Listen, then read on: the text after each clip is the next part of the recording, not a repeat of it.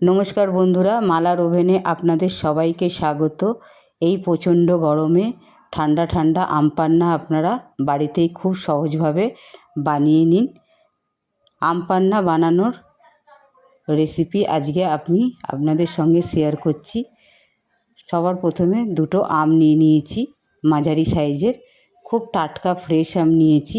একটা ছুরি দিয়ে আমের বোটাটা কেটে নিচ্ছি। আমি আপনাদেরকে দেখাচ্ছি যে আমটা কতটা ফ্রেশ। আম পান্নার জন্য এরকমই আম নিতে হবে। খোসা শুদ্ধ আমটা একটা কুকারে দিয়ে আমি সেদ্ধ করে নেব। কুকারে আমগুলো দিয়ে দিলাম। এবার দিচ্ছি 1 গ্লাস জল।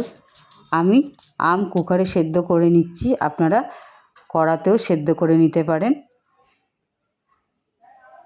2টো সিটি হলে আমটা বার করে নেব। গরমকালে আমরা বিভিন্ন ধরনের শরবত বানিয়ে খেয়ে থাকি, তবে আমের শরবত শরীরের জন্য খুব উপকারিতা। আমগুলো সেদ্ধ হয়ে গেছে, দেখুন দেখাচ্ছি। আমি একটা পাত্রে বার করে নেব।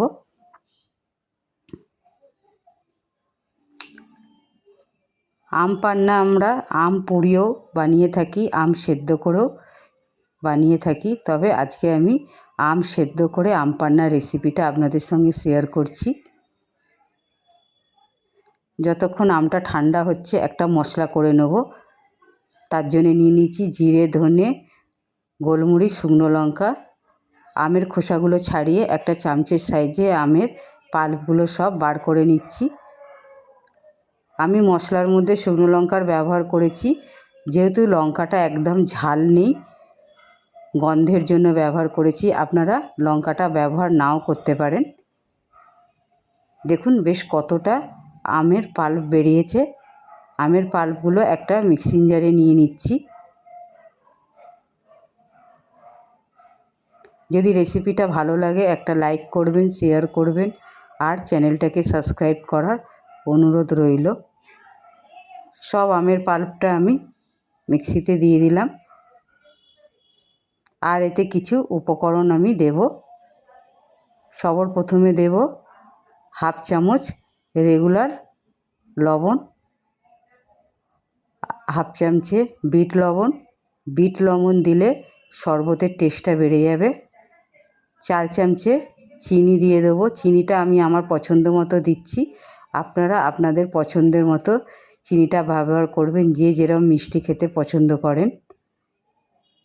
2 চামচে ভাজা মশলা দিয়ে দিচ্ছি।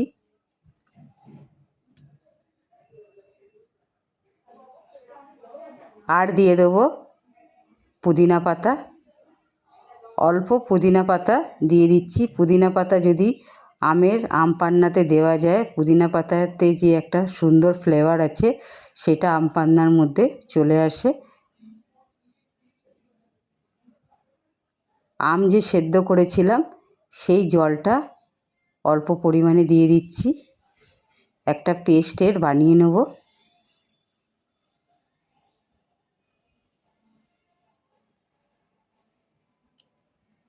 দেখুন কতটা পেস্টটা একদম সুন্দরভাবে হয়ে গেছে।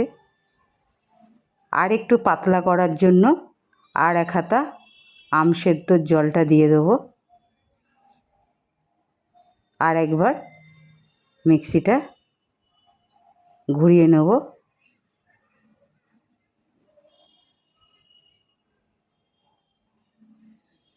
দেখুন কত সুন্দর হয়ে গেছে। দুটো আমে কতটা আম পাল্প বেরিয়েছে। একটা পাত্রে আমি ঢেলে আপনাদেরকে দেখাচ্ছি। এইভাবে আমের পাল্প করে আপনারা 1 সপ্তাহেরও বেশি ফ্রিজে রেখে দিতে পারেন। যখন মন হবে তখনই বার করে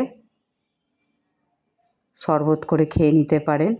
আর আমের শরবত শরীরের জন্য খুবই উপকার। এবার আমি শরবতটাকে বানাচ্ছি। একটা গ্লাসে 2 চামচে নিয়ে নিচ্ছি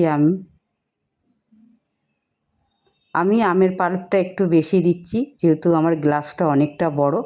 আপনারা আপনাদের পছন্দ মতো আমের পাল্পটা ব্যবহার করবেন। আর দিয়ে দেবো বরফের টুকরো।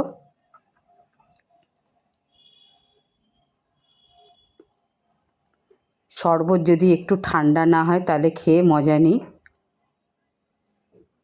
গরমের দিনে ঠান্ডা ঠান্ডাই শরবত শরীরকে ঠান্ডা করে, মনকেও খুব তৃপ্তি করে। ঠান্ডা ফ্রিজের জল দিয়ে দিচ্ছি।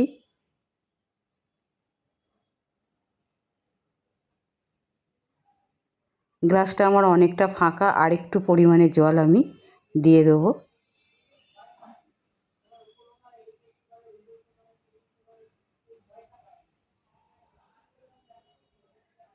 আর এখানে কিছু উপকরণ আমি আরও ব্যবহার করছি। প্রথমে দিয়ে দিচ্ছি আরও এক টুকরো করে বরফ। অল্প পরিমাণে দিয়ে দেবো বিট লবণ।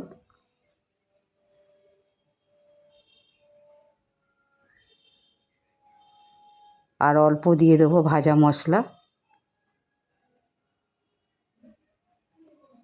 ঝাল মিষ্টি আপনারা নিজের পছন্দের মতো ব্যবহার করবেন। শরবতটা আমার তৈরি হয়ে গেল। যদি রেসিপিটা ভালো লাগে একটা কমেন্ট করবেন। ভালো থাকবেন, সুস্থ থাকবেন। গার্নিশ করে দেবো একটু পুদিনা পাতা দিয়ে।